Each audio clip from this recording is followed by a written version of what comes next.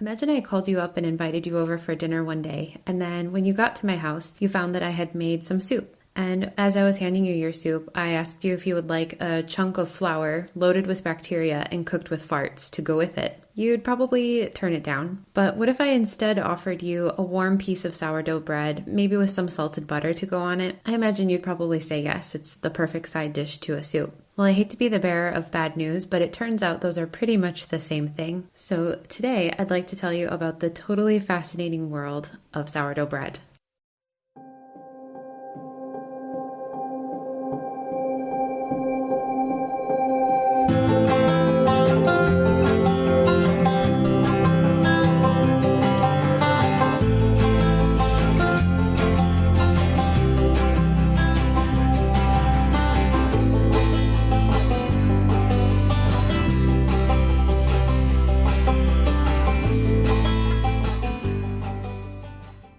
I first got into baking bread when I moved out here to the countryside, but the bread that I make out here, it's not the first time that I've had sourdough bread before. I first had sourdough bread and really paid attention to the types of bread that I was eating when I was living in Korea. In Korea, the bread is a little bit different. Often it's a little bit sweeter and the crumb is a little bit softer.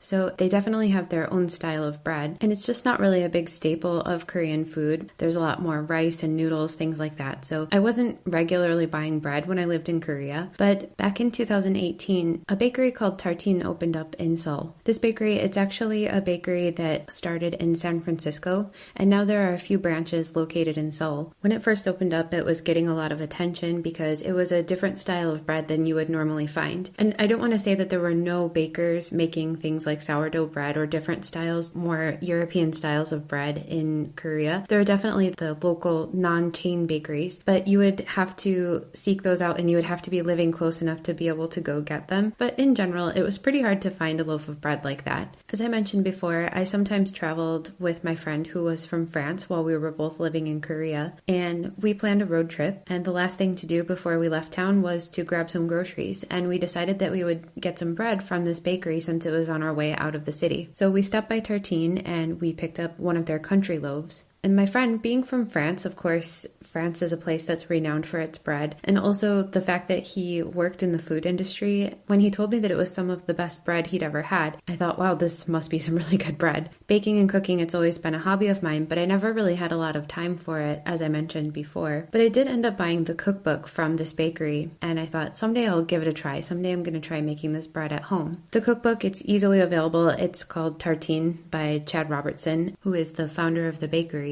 It's got a lot of great recipes in it, but I always use the recipe for country loaf. It is called a sourdough bread. Some people argue that it's not exactly sourdough because of the way that the levain is made, but we'll get into that a little bit more later. Anyway, I started making bread from that cookbook when I first moved out here, and I've been baking it ever since. I usually bake about once a week, sometimes more if we're going to have guests, but generally I bake bread once a week or once every 10 days, and that gives us 2 small loaves of bread. I can put one in the freezer, and that lasts us a while. It's always a hit. Sometimes it doesn't come out quite as planned, even after baking dozens of loaves. Sometimes it comes out nice and puffy, and other times it'll be a little bit flatter. Like I said, baking and cooking, it's been a hobby of mine, but I've never had any real professional or official training for it, so it's been a lot of YouTube videos and trial and error, trying to learn about it and trying to get it right. It's a lot of work, but it's pretty rewarding and something that I've really come to enjoy.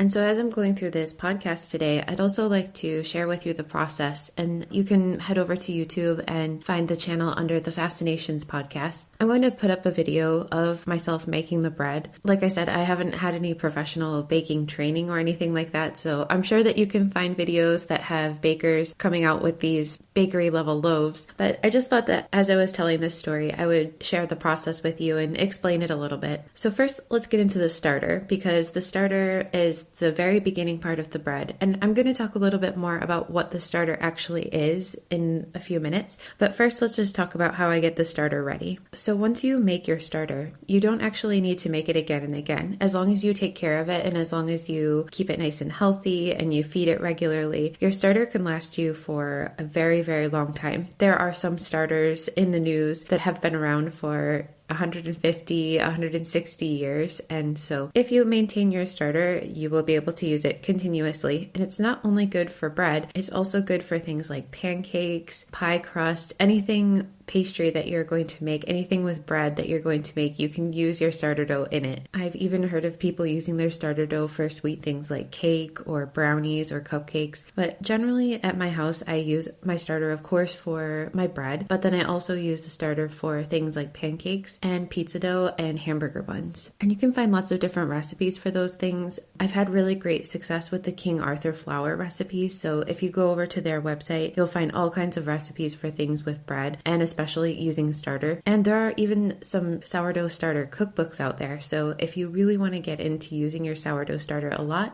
you can find whole cookbooks with recipes about ways to use it. Because as you're maintaining your starter, you are going to have extra. The process of maintaining a starter is that you have your basic starter and then you discard some of it, and then what's left in the jar is what you're going to be feeding. With that discard, you can do a lot of different things. And even though it's not very active the way that you need your sourdough starter for your bread to be very active, you can still use that. So don't just throw it out. When I'm really busy in the morning and I don't have a lot of time, or if the chickens aren't laying any eggs, all I do is I put some of that sourdough starter in a bowl with some herbs and salt and some baking soda, and I mix it together. It puffs up a little bit. I cook that in a fry pan. I just fry it up like a little pancake, and it's like a savory pancake. It's very delicious. So let's talk about getting your sourdough starter started and maintaining it. The first thing that you're going to do when you're going to make your sourdough starter is you need to take a clean jar, and it shouldn't be too small. It doesn't have to be very big, but it shouldn't be too small because your starter is going to rise and fall throughout the process, and you want to have enough room in that jar for your starter to expand.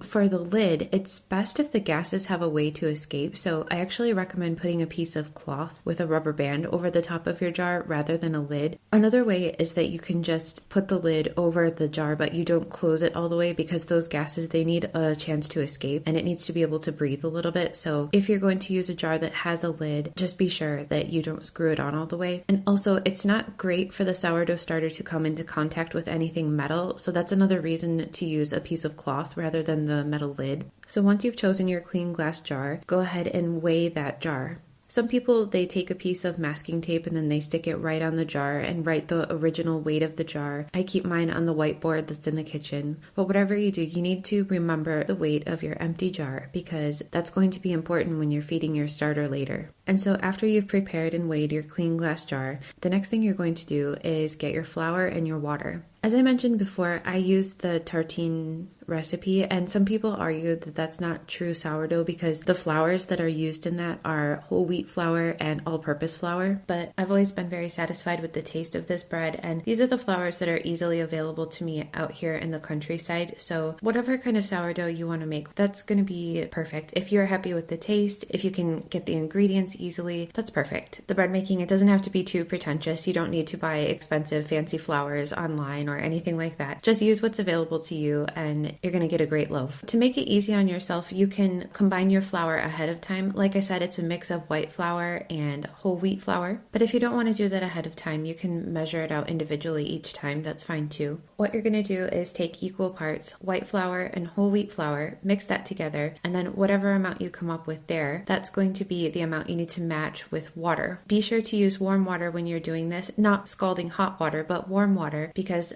the yeast is going to multiply much more easily in that warm water environment. As you're making your starter, you might find that you start to get a dark crust on the top of your starter, and that's totally normal. If your starter ever turns pink or orange, or it smells very weird, throw it away. You've got a bad culture there. Do not eat anything, do not make anything that has an orange or a pink or a reddish color on the top. It's gone bad. But if you have a little bit of a dark liquid or a gray liquid or crust on the top, that's okay. That's just the alcohol that's formed naturally as part of this process. So don't worry if you have a dark liquid, you can just stir it back in, but just be sure that it's not orange or pink because that will make you sick. You're going to start to see some bubbles forming as you're making this day after day. And some people, they feed their new starter every single day as it's forming. In the tartine book, they recommend that you wait for a few days, 2 or 3 days, and check to make sure that bubbles have started to form. If they haven't, you can leave it for another day. And once you get that culture that's smelling a little bit strong, it's going to have an acidic taste. It will be ripe, and that means that it's time to feed it for the first time. So what you end up doing is whenever I feed my starter, I leave 25 grams of the starter in the jar, and then I will add 50 grams of all-purpose flour. In France, it's T55, and then I will add 50 grams of whole wheat flour. In France, it's T150, and then I add 100 grams of warm water and mix it together. And that's why it's important to weigh your jar when you first start out, because rather than changing the jar every time you want to feed your starter, what you can do is just discard the amount of starter until you have the weight of the jar plus 25. And keep a separate jar for your discard, and then that discard is what you can use to make other things like pizza dough and hamburger ones. Just be sure to keep this in the fridge if you aren't feeding it regularly, because if you don't, those cultures eventually they're going to get that orange and red on the top. But if you keep it in the refrigerator, the cultures are going to go dormant. Once they get cold, they kind of fall asleep, and so you'll be able to keep it in the fridge for a much longer time. And you can also do that for your actual starter. You can keep your actual starter in the fridge as well. Just make sure that 2 or 3 days before you're going to bake, you need to bring it out to room temperature, and then you need to feed it 2 or 3 times before using it in a bread, just to make sure that those cultures are active enough. So like I said, if you're not going to be baking more than once a week, I would definitely say keep your starter in the fridge. You don't want to be feeding it every day. If you're not going to be using it, you're going to end up with tons of discard, and you're going to be using a lot of flour for that. So if you're not going to bake every week, keep it in the fridge. What I do is I generally bake towards the end of the week. In the evening on Tuesday or Wednesday, I'll take my starter out of the refrigerator and let it come to room temperature overnight. And then in the morning, I will feed it, and then I will feed it for 2 or 3 days in the morning before actually using it to bake. The whole process of the starter rising and falling because of fermentation is generally around 12 hours. It depends on things like the warmth of your kitchen and all of those sorts of things. But generally, the whole process takes about 12 hours. So just keep that in mind before you bake. You need to kind of keep an eye on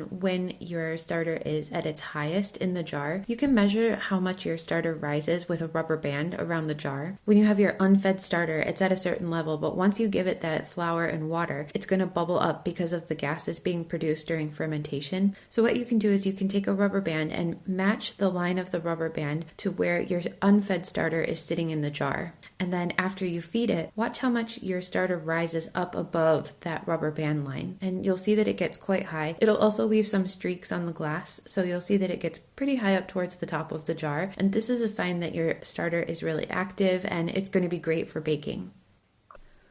So you might be asking yourself, just as I was when I first got into baking sourdough, what is it? What is the big deal? Why are people always raving about it? What's the difference between regular bread and sourdough bread? And it comes down to the way that the bread is leavened. A lot of bread, they use a commercial yeast, but commercial yeast didn't really come onto the market until about 150 years ago. Sourdough, on the other hand, it's leavened with a naturally occurring leaven. It's made with wild yeast, and it is a very, very old way of making bread. In fact, sourdough can trace its roots all the way back to the Egyptians. It's considered to be the oldest form of leavened bread, and even though we can definitely trace it back to the Egyptians, it may have been used even before then. And scientists think that it was probably just some kind of happy accident, the way that it was discovered. Some bread dough happened to be left out, and those good microorganisms, that wild yeast that I was talking about, got into the bread, and what it left them with was a bread that had a texture that was a little bit lighter, a taste that was a little bit more interesting, a little bit better, and so it stuck. People started to use this as the way to make bread. You may have even seen the news back in 2019 that one of the creators of Xbox got his hands on a yeast from 4,500 years ago in Egypt and used it to make a loaf of sourdough bread.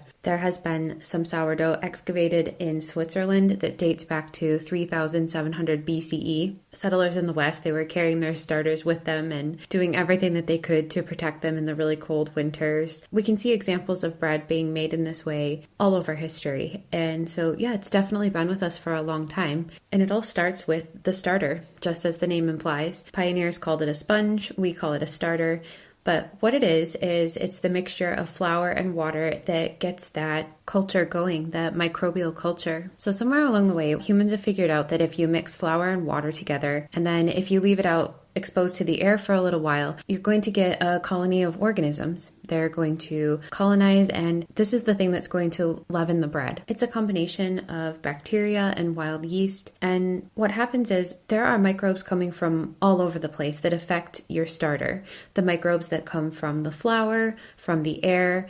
It could even be from the spoon that you use to stir the starter or the jar that the starter is in. And scientists have researched this so much. They've even figured out that the microbes from the hands of the baker, they also affect the flavor of the bread. So what's happening is that when the flour and the water mix together, enzymes in the flour, they are converting the long starch molecules into simple sugars. Those simple sugars are the fuel for microbial reproduction. The two most important microbes that you have in sourdough starters are the yeasts and the lactic acid bacteria. So first let's talk about yeast. The common baker's yeast, it's what we use in baking, and it's also used in production of alcoholic drinks, such as beer. So what yeasts do is they convert simple carbohydrates, which are the sugars, to carbon dioxide and ethanol. And that's known as alcoholic fermentation. When the yeast are eating those available sugars, they multiply. One of the reasons why it's always better to keep your starter in a warm place or to use warm water when you are preparing your starter or when you are feeding your starter is because the reproduction of the yeast, it occurs much more rapidly at a warm temperature. So the yeast is eating, and then as it's eating, it's producing carbon dioxide. The production of that carbon dioxide, it's creating these little gas bubbles in the dough. If you have a gluten matrix which has developed while you are stretching the dough, this is what traps those little bubbles and it causes the dough to expand. And then when you bake your dough, the bubbles, they get even bigger and it helps to get that big puffy loaf of bread that we are hoping for. And there are quite a few different yeasts that you can find in different starters around the world that will affect the flavor of your starter. But there's another thing that affects the flavor of your starter, and that's the lactic acid bacteria. They produce lactic acid, and you can find these bacteria in things like decomposing plants or even on the skin of fruits and vegetables, on your own skin. You can also find it in dairy products. And while the yeast are producing alcohol, lactic acid bacteria, they are producing a sour lactic acid. That sour lactic acid is really important for your sourdough because it lowers the pH of your starter. Having a lower pH, this is good for a few different reasons. The first one is that it's going to give your dough that sour flavor that you're looking for, but it also helps to get rid of unwanted bacteria, unwanted pathogens, things that could make you sick. So the bad microbes, they can't survive in that acidic environment. And this whole thing, it's lacto-fermentation. Lacto-fermentation is used in things like kimchi and sauerkraut. You can also make pickles using this method. And it's great because not only does it make your bread taste good, but it also lets your sourdough have a longer shelf life because it inhibits mold growth. And it gives your bread a softer texture because the lactic acid bacteria is actually releasing enzymes that slowly break down gluten. The science behind sourdough bread, and especially starters, is very complex and it's very technical. If you want to know more about it, there are tons and tons of different articles, different books, and different videos that you can find to learn more about it. But what I've given you today is kind of a brief overview of the yeast and the lactic acid bacteria that are working together to make your perfect starter. And starters are so various because of the different microbes that are in them. Like I said, different microbes from different people's skin, the air where the starter is made, all of those things are going to really affect the flavor of the starter and the flavor of the bread. It's such a science now, and it's so deeply researched now. You can even find a sourdough library. The sourdough library, it's about 90 miles southeast of Brussels in Belgium, and it's the world's most extensive collection of sourdough starters. The whole purpose behind this is to help preserve the heritage of sourdough bread and the different types we can find all over the world. In this library, they have over 130 sourdoughs from 23 different countries, and they've been analyzed and they're being preserved for future generations. What's really interesting about this is that they actually refresh the sourdough with their original flour using their original recipe every 2 months. So now that we've covered what sourdough really is, let's talk a little bit more about the process of making it. So you've made your starter, taken it out of the fridge, and you've been feeding it for 2 or 3 days, and now it's very active and it's ready to be used for the bread. The schedule I follow is that I usually feed my starter around 11 in the morning, and that way if I need to make something overnight, I can make it just before going to bed. So the days leading up to baking, I feed my starter each morning around 11, and then the night before I'm going to bake my bread, I make the levain around 11 p.m. To make the levain, all I do is I take 50 grams of my very active, well-fed starter, put it into a different jar, along with 40 grams of whole wheat flour and 40 grams of white flour, and of course to match that, I'm going to need 80 grams of warm water. I mix that together and then I let it ferment overnight. And just as a side note, if you are really serious about making bread, if this is something you really want to get into, the two tools that I think are the most useful and the most necessary for this process are a bench scraper and a kitchen scale. The kitchen scale you need because you need to very accurately measure out your flours and your water. If you are using cups, it depends on how firmly you pack the flour into the cup. So it's not the most accurate way to measure, but with grams, you're always going to get the precise amount. So I definitely recommend a kitchen scale. And the other thing you're going to need is a bench scraper. It's like a flat rectangle that you use to scrape the dough, things like that. There's not really anything else in the kitchen I find that can match what the bench scraper does. So get yourself a bench scraper, get yourself a kitchen scale, and you'll be ready to go. The first thing you're going to need to do is you need to weigh out 700 grams of warm water in a bowl. And just like I mentioned before, metal coming into contact with the starter, with the levain, is not a good idea. So make sure that you're using a plastic or glass bowl. I usually just use a plastic one. Measure out 700 grams of warm water. Once you've got your water in the bowl, take a little spoonful of your levain and drop it into the water. If the levain sinks, then it is not ready to be used. It's necessary that your levain is floating on top of the water for it to be ready for baking. If your levain isn't ready, that's all right. You can just feed it for a day or two more and start again. But if you've got a floating levain, you're ready to go.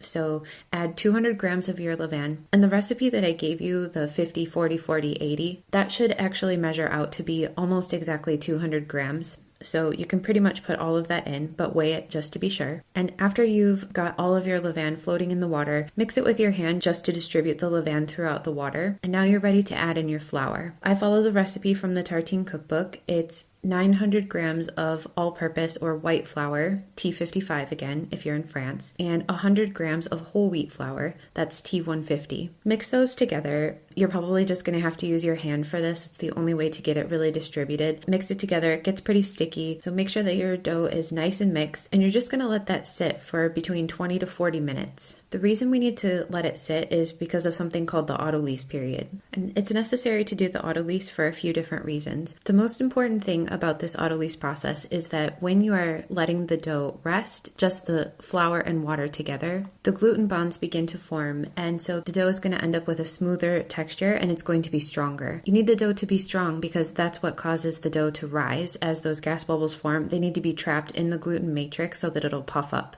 So it's kind of a little bit of a paradox what's happening here, because while it's getting stronger, it's also getting stretchier. As I mentioned before when we were talking a little bit about the science of baking the sourdough, those protease enzymes, they're starting to break down the protein bonds, and this makes the dough a little bit more extensible. The dough being extensible is essential because that's the dough being able to stretch without tearing, and so as those gas bubbles form, it can stretch more and more without ripping. That's what's going to cause you to have a very well-risen loaf of bread. So this auto-lease period, it's very important. Don't skip it. I usually do it for about 30 minutes just to get me to the top or the bottom of the hour, because the process that we're going to be doing after this is stretching and folding the dough every 30 minutes. So for example, if I finish mixing my dough at the 20 of the hour or the 15 of the hour, I'll let it go all the way until the top of the hour. Or if I'm at the 50 or the 45, then I'll let it go to the 30. And then that way I'm on an even every 30 minutes schedule. In some recipes, adding your levain into the auto-lease process is not necessary, but for the recipe in Tartine, they do add it in, and so if you're going to follow the Tartine recipe, you need to add it in. You might find a recipe that doesn't have it added in during that time, and that's fine too.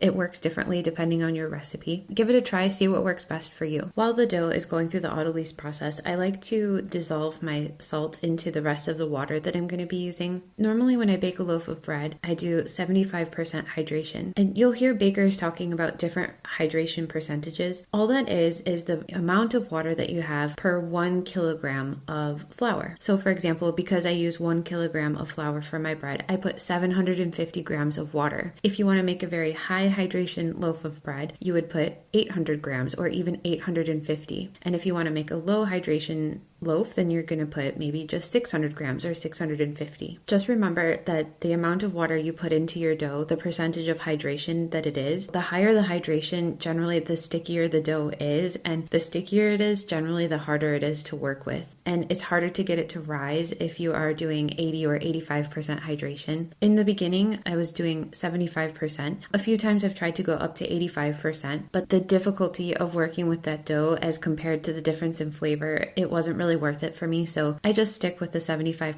hydration. When you get into higher hydration, you're going to have a more open crumb. The crumb is just the size of the holes when you cut open the bread. What is it like? Is it soft? Are the holes big? Are the holes small? And then the crust will be a little bit thinner when you have high hydration. But I find that 750 grams, that 75% hydration ends up with a nice crumb, a good rise, and also a good thickness of crust, like not too thin, not too thick, nice and crispy, nice and crunchy. So I'm always pretty satisfied with that 75% hydration. Back to where the other 50 grams of water comes from, because we did the 700 grams at the beginning of the baking, but the other 50 grams is when I'm dissolving 20 grams of salt. So with this recipe, you want to add a little bit of salt to the bread. So for the kilogram of flour that I do 20 grams of salt. And in order to get that salt evenly distributed while the dough is in the auto-lease stage, I dissolve 20 grams of salt into 50 grams of warm water. And that's where my other 50 grams is going to come from to put me up to the 75% hydration rate. After the dough has finished its auto-lease, I pour the salt and water mixture over the top of the bread, and then I just kind of dimple it in with my fingers until the water and the salt is well incorporated into the dough. That's the point where I'm going to start the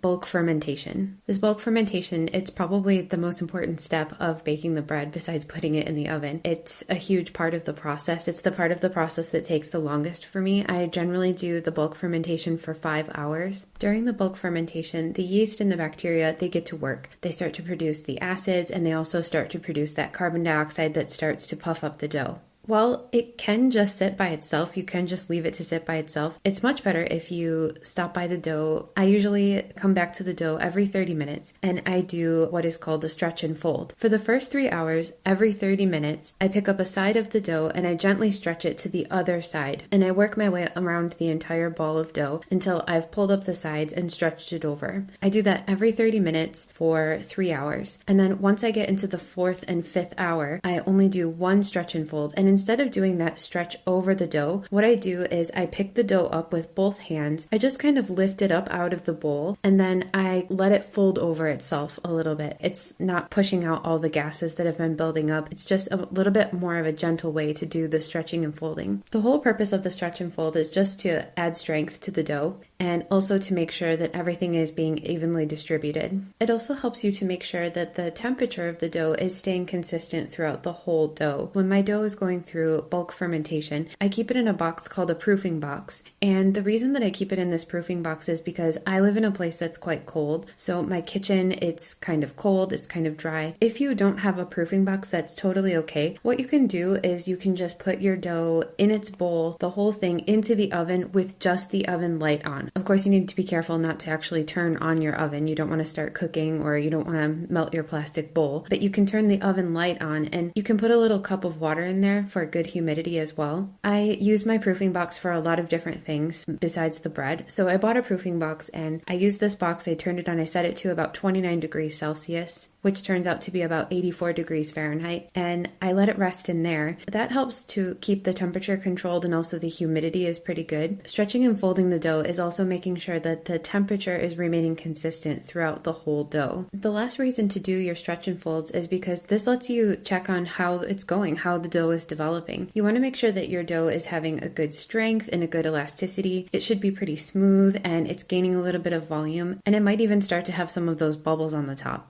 Knowing when to finish your bulk fermentation is one of the hardest parts of getting the hang of baking sourdough, because if you end it too early or if you let it go too long, it's either going to be under or overproofed, and then you're not going to get the ideal loaf of bread. So it really takes some practice, just getting to know how it is in your kitchen. Once you start to practice, you'll start to recognize when the dough looks like it's ready. It'll even be like a little bit jiggly. And so once you think that you've gotten to a good point where your dough is well risen, it's a little bit jiggly, you see a few bubbles on the top maybe, it's quite strong, it's quite stretchy, then your dough is ready to be folded. And this is another very important part of making sourdough, because folding it correctly is going to help you end up with a good shape and a good rise. Shaping is really important because not only does it help the gluten to develop, but it's also creating some surface tension. That surface tension is going to kind of hold the whole loaf together during baking. It's going to control the shape and the size. It's going to ensure that your dough has a good rise and not just collapsing or falling all over the place inside of whatever you're baking in. There are two parts to shaping the dough. The first one is that once you turn your dough out onto your work surface, you want to measure out and divide the dough. I always divide this recipe into two. I'm considering to, in the future, add 50% more to the recipe and make 3 loaves, because the size of my oven, the size of the bannetons, the baskets that the dough rests in after I've shaped it, and the size of my cast iron skillet that I bake the bread in, those don't really accommodate bigger loaves. And I find that when I have a loaf that's a little bit too big, it doesn't hold its shape as well. You'll see that in the video that I've made. I made one loaf that was a very good size. It was not too big, not too small. And then the second one, it's a little bit too big, and you'll see the difference in the shape and how the bread ends up in the end. You'll see a little bit of difference there. So you want to divide your dough and get a good amount. And once you have your good amount, what you're going to do is first shape it into just a circle. This really takes a little bit of practice, and this is where your bench scraper is going to come into play. I mentioned before, a bench scraper is pretty important for making bread, and the reason is because shaping is so important, so it's good to have a good tool that will help you get a good shape. The first thing you need to do is you have to turn the dough and kind of twist it. There are plenty of videos on YouTube that will demonstrate this from professionals. If you're new to this, I definitely recommend checking out those videos, learning a little bit more about how to actually go through the process of shaping and get the hang of shaping those loaves in a circle first of all. This is the part where you're creating the surface tension, and this will be really important for your dough to have a good rise. This part is the part that really takes a little bit of practice, but you'll get the hang of it. After you shaped your loaves into a circle, you're just going to let those rest for about 10 or 15 minutes. This is the bench rest. I dust a little bit of flour on top, and then I cover it with a tea towel just to make sure that the dough isn't changing temperature too much now that I've taken it out of my proofing box. I don't want it to cool off too quickly. I come back to it about 15, maybe even 20 minutes later. It's going to be spread out a little bit, and that's okay. It shouldn't be spread out too much though. If you find that you've shaped it and it's spread out very flat, very thin, if it's spread all over the place, you have to try to shape it again. But as long as your circles haven't lost too much shape, then it's time to go to the second shaping.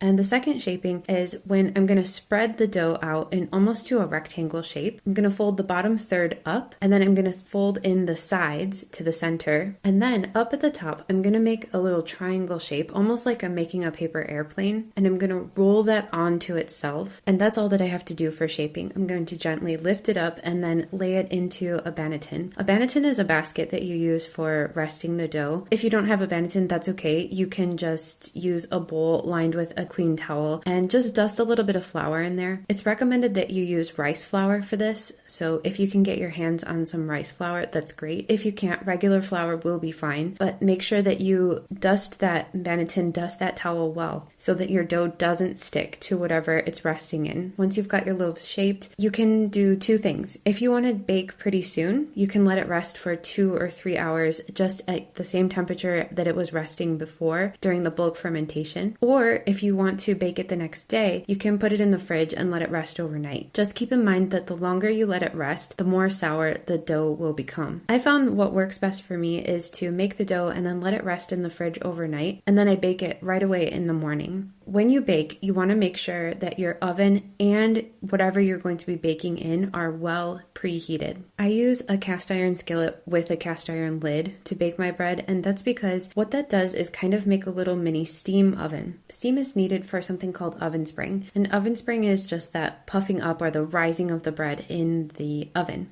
Professional bakeries and things like that, they have ovens that have a steam function, but general home ovens don't have that steam function. And so if you want to have a well-risen loaf, it's very helpful to create a mini oven inside of an oven. A good way to do that is to cook it inside of something like a cast iron skillet that has a lid, or in a casserole dish that has a lid. You can bake it in there. Having it baking inside something else is what's going to help to trap that steam and let it rise very well. I've seen people do other things as far as trying to get steam into their ovens, but this is the way that I've found works the best for me. So first thing in the morning on the day that I want to bake, I heat up my oven along with my cast iron skillet, and then when everything is heated and ready to go, I take one of the loaves out of the refrigerator. I make sure to dust plenty of rice flour again on the bottom of my cast iron skillet because you don't want it to stick during baking. So I dust my skillet with rice flour, and then I gently turn the dough into the cast iron skillet, and then it's time to score the bread. Scoring the bread is when you slash across the top of your bread. This is done for a few reasons. First of all, it makes it look really awesome. If you have seen a loaf of bread that's been well scored, it has this beautiful lip on it. It's referred to as the ear of the bread, and it's just like this beautiful curve that goes up. It's quite nice to look at, but that has an actual purpose. The reason that we do that is so that the loaves don't crack in the oven, because I mentioned that thing called oven spring. That's when the dough quickly expands when you first put it into the oven, and especially if your dough has been resting in the refrigerator and it's cold, putting it into that very hot oven is going to shock it and help that oven spring. But the bread needs some space to expand, and so by scoring the bread, you're giving it a little wiggle room to expand quickly, and also just to make it look very nice. You need to be careful with scoring. You don't have to score too deeply, just about 1/4 to 1/2 of an inch, so not too far. You just want to make sure that you score it deep enough that it's not going to bake back together, so make sure that it's deep enough but not too deep. Of course, you don't want a big crack down the middle of your bread. And if you don't score it, you also risk cracking in a point that's weak somewhere on the loaf. It might be on the side or in a place where it's not supposed to be. You'll end up with a crack. So it's really important to do this scoring. You just do it with something called a bread lom or a razor. You can even do it with a really sharp knife if you have one, but give it a little slash, and that will really help to get your bread to spring up and also just to look super nice. The scoring also takes a little bit of practice. Again, with the video that I made, in the first one I made what I would consider to be a pretty okay score, but in the second one I went too far to the side, and you'll see the difference in the look and also the way that the bread has risen. You'll see that in the video. So after scoring the bread, I'm gonna put it with the lid on in the oven. Now back to the steam. The reason that I'm putting that lid on there is because I need to trap the steam during the first part of the baking. That steam is going to help to keep the crust moist.